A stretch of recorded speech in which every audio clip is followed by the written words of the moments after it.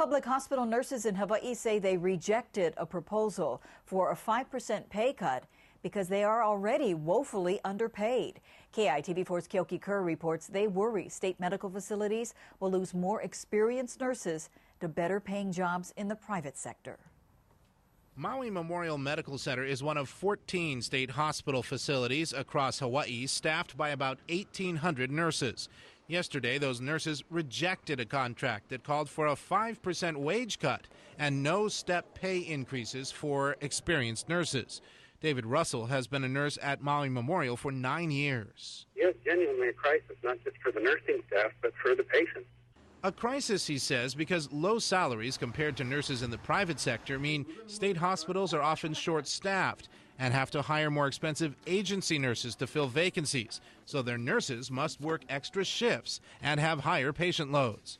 In light of trying to establish new programs and new cutting-edge technologies, it's a real hindrance in order to try to attract people, and sometimes, frankly, we have to resort to agency, which is tremendously, if not double or more than double the expense.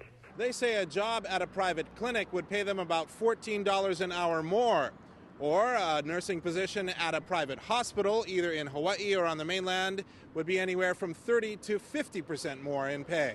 As nurses, we're a professional group. We have a license, college education, and just due to the nature of the work that we do, we feel that we need to be paid according to the private sector. Joan Conway has worked at Maui Memorial as a nurse since 1987. She says she's paid roughly $80,000 a year and could earn significantly more at private hospitals, but there aren't any others on Maui.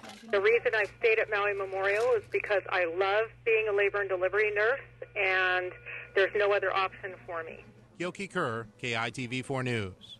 About 56% of the public hospital nurses who turned out to vote decided to reject the state's contract offer.